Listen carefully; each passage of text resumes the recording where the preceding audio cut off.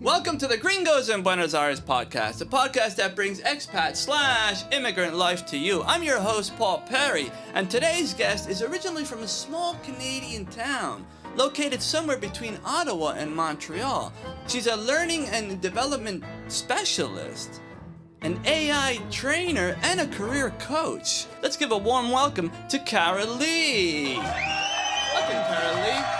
Thank you for having me, Paul. Yeah, welcome to the show. What was your first impression of the city when you got here? Did you know what to expect? I knew a little bit of what to expect based on, already knowing somebody from Buenos Aires. But I would say my first impression was the people here are so nice and welcoming. The first question I always get asked by an Argentinian is, do you like Argentina? And if they sense any bit of hesitation, even if there's not that much hesitation, it's like, okay, well, come to the park and drink mate with me, or we've got an asado going on this Friday night, come out. And it's like, okay, sure, why not? I'm not doing anything else, may as well join you. But it's just like, welcome to the culture, right? Mate and asado. Yeah. Mate, asado, and facturas. Oh, of course. Mate, asado, and facturas. And merienda. Yeah, merienda. Yeah. Merienda. Yeah, because, back in the day, I would tell my friends back in Philly, hey, I'm in Buenos Aires. They would think I was in Brazil, surrounded by, llamas and Indians and whatever. Yeah. But they had no idea. Did you expect to find this type of city? It's so rich in architecture and culture. Definitely. I mean, like I said, to an extent, my ex did kind of set me up for what I was getting myself into. But it's really cool because when I started exploring around the city, I realized it was like a mix of a few of my favorite Canadian cities in one. So it's got you have so much stuff to do, almost too much to do where it becomes overwhelming, like Toronto. Then you've got the nightlife and the old school architecture of France that you would find in Montreal, for example. And then the city planning of having trees lined along the streets that you would find in Vancouver, for example. So it was a really eye-opening experience in that way because I was like, this is a mix of my three favorite Canadian cities in one. Oh, that's cool. Yeah. That's cool. All right. So you've been around the city for a while. You visited different places. What's your favorite part of town? That's a good question because I like Plaza Serrano, for example. If I had to go somewhere, I would go to Plaza Serrano. Yeah. For me, I do like Palermo Soho, but I also love Recoleta, Belgrano. It's really hard to choose just one. When I first came here, I lived in Caballito, and I find that that's a very rich Spanish Argentina neighborhood, right? Sure. It's very barrio. Yeah. And then I recently went to Tigre and fell in love with Tigre as well. Oh, Tigre's nice. Yeah. Yeah. What part are you living in now? Villa Crespo. I do love Villa Crespo. It's very close to Palermo. It's like Palermo Queens, I think. Yeah. I think they call it Palermo Queens or Palermo Bronx or something like that. Yeah. A lot of good cafes, good places to shop, but it's also more quiet, I would say, than Palermo itself. Sure. But still very close where a lot of things are still in walking distance. Sure. What's your favorite food? Ooh, my favorite food from Argentina. Yeah, you're in Buenos Aires. You go somewhere, ¿qué querés comer? They ask you, what do you want to eat? I love a good media luna. A good media luna? Yeah. I read on the news yesterday they were bragging about how Argentine media lunas in Argentina are the best in the world. Yeah, and sure.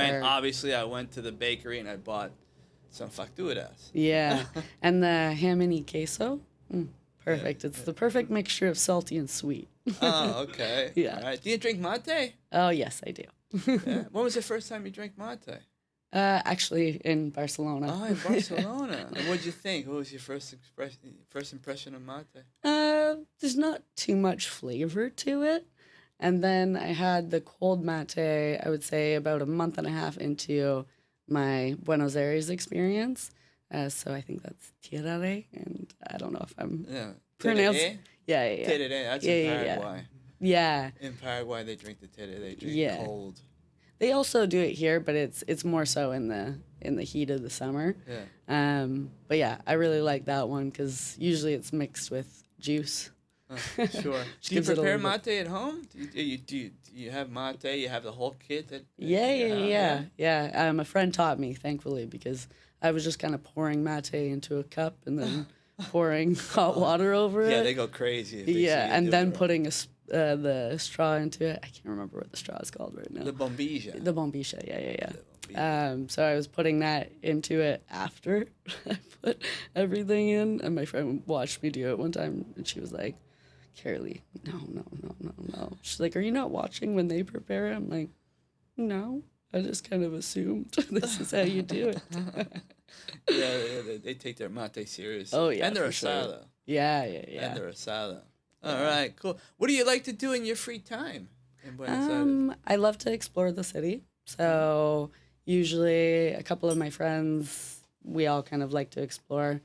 Actually, I've met a good group of Canadian girls here, as well as Argentinian girls. But it's usually my Canadian girls that want to go and explore, whereas the Argentinian girls, they've already seen everything in Buenos Aires.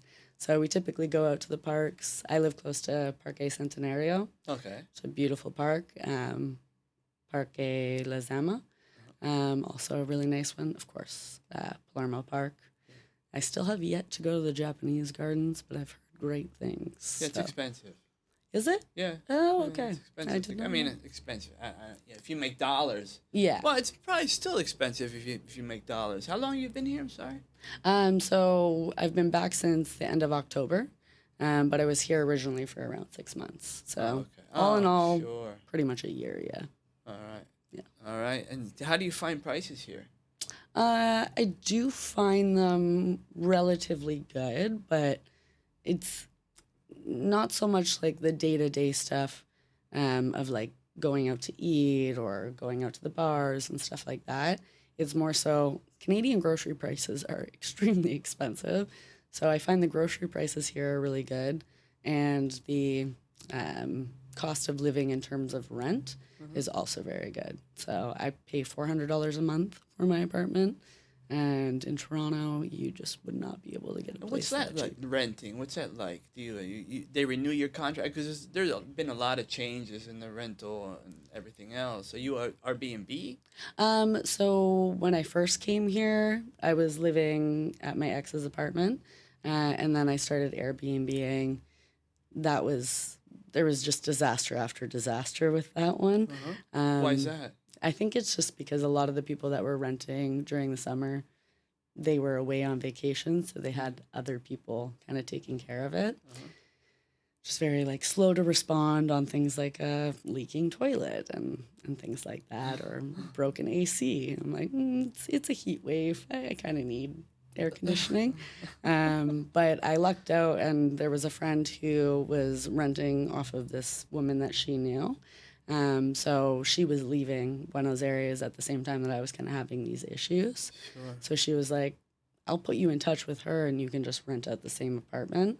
So I rented that from like end of March of last year to midway through June when I left. And then I started renting it again when I came back. So she's been absolutely lovely, and I just kind of lucked out in finding her, I would say. What do you like most about Buenos Aires? Probably the people. Yeah. Everybody agrees on the people. The people and the asado. And the asado. Oh, really? I'm a huge fan of steak, so asado is a great place to find steak. What do they eat in your town, in your small town of like that? I mean, everything. Not a lot of beef. Do they eat a lot of beef up there? We do eat a lot of beef, but at the same time, it's not nearly as high quality, I would say, and like I said, much more expensive. So for like 2 little steaks, sure. It would be probably like $30 Canadian, sure, which is quite expensive in comparison to what you can get here for that price, right? Sure. So we eat a lot more chicken, I would say. The one thing I will say about Canada is we do have a lot of multicultural presence. So when it comes to like going out to eat and stuff like that, you have everything from really good Indian food to Japanese food, Mexican food. Sure. And like usually the restaurant owners are from those cultures, right? So the going out to eat aspect in Canada is very good, but also more pricey, I would say. Is there anything you miss from back home?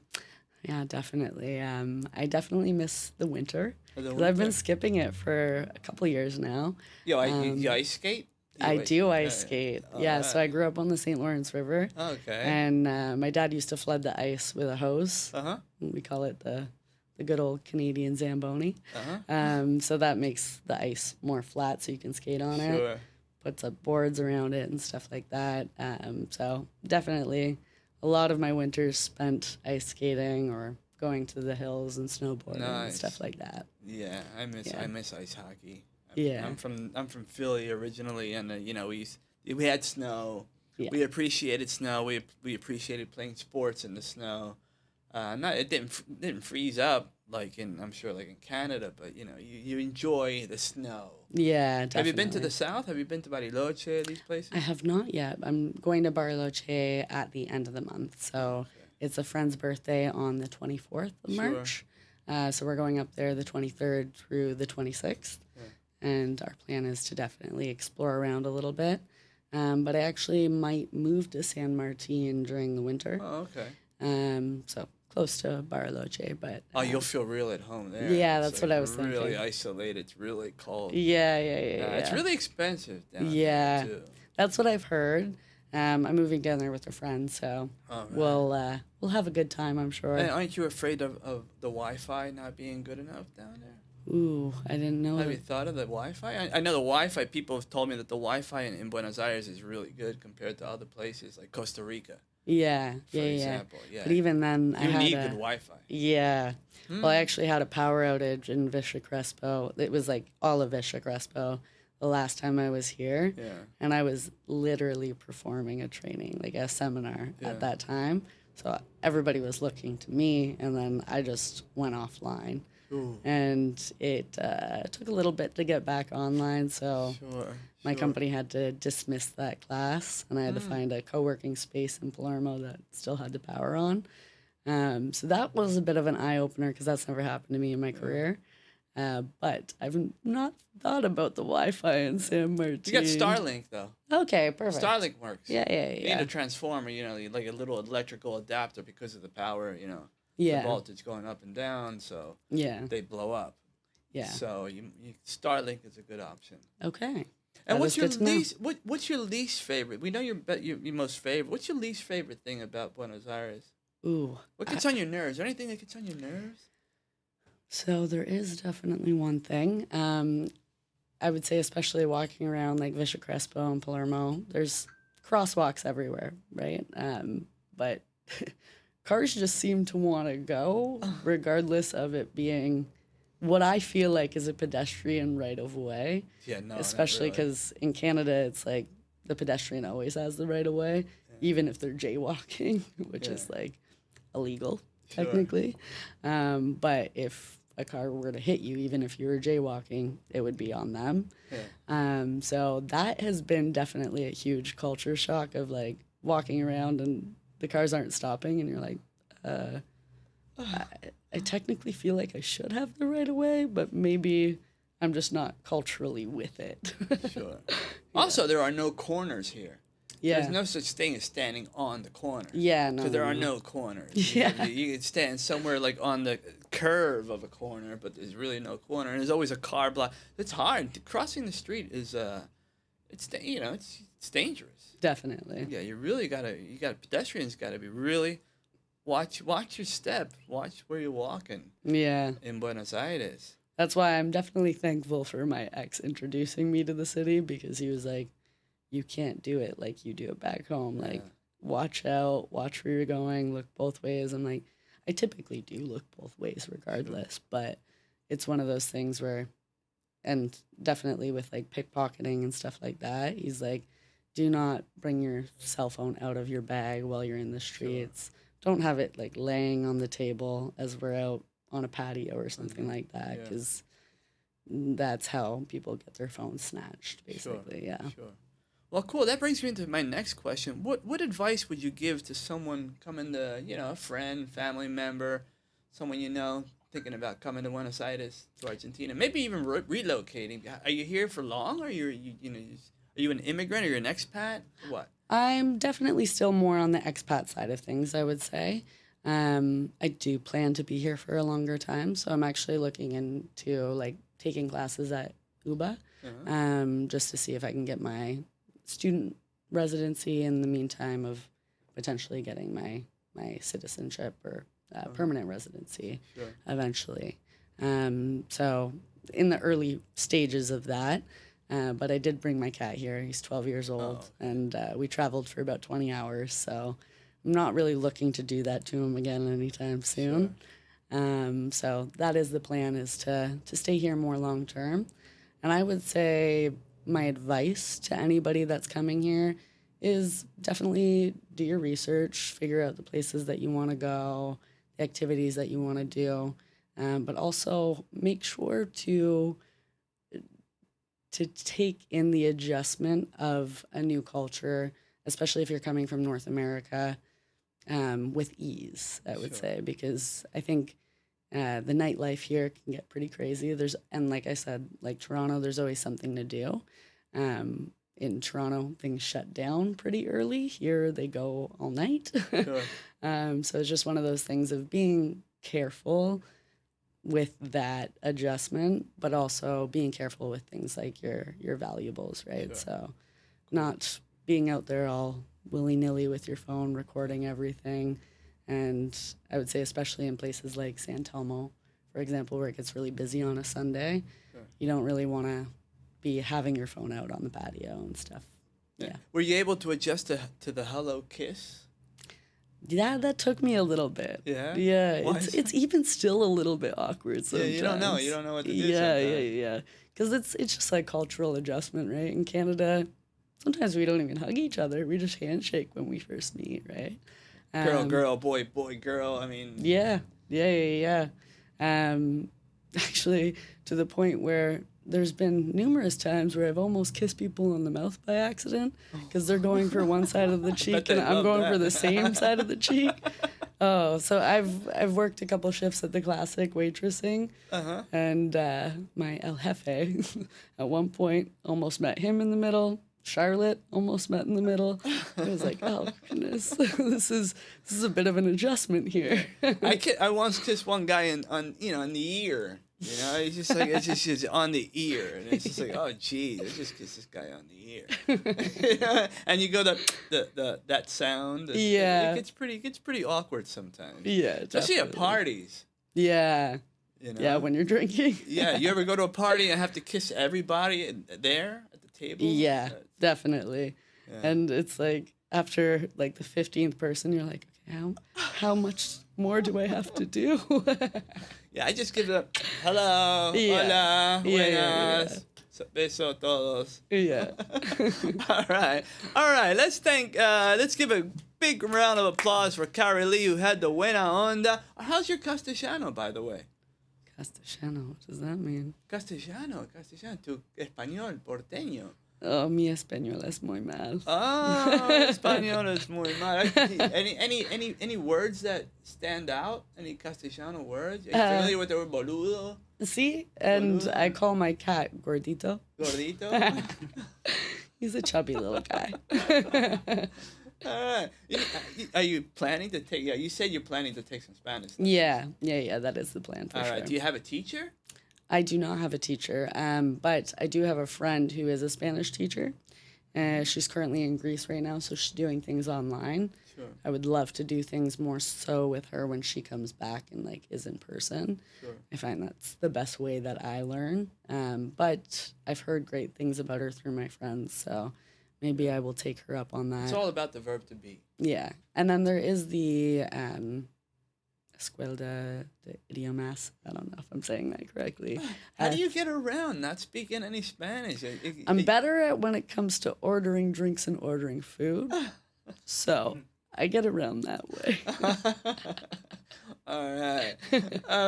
Okay, that's been really insightful, very entertaining, and I want to thank you so much for your time and visiting us here on the Gringos in Buenos Aires podcast. Anyone you want to say hello to?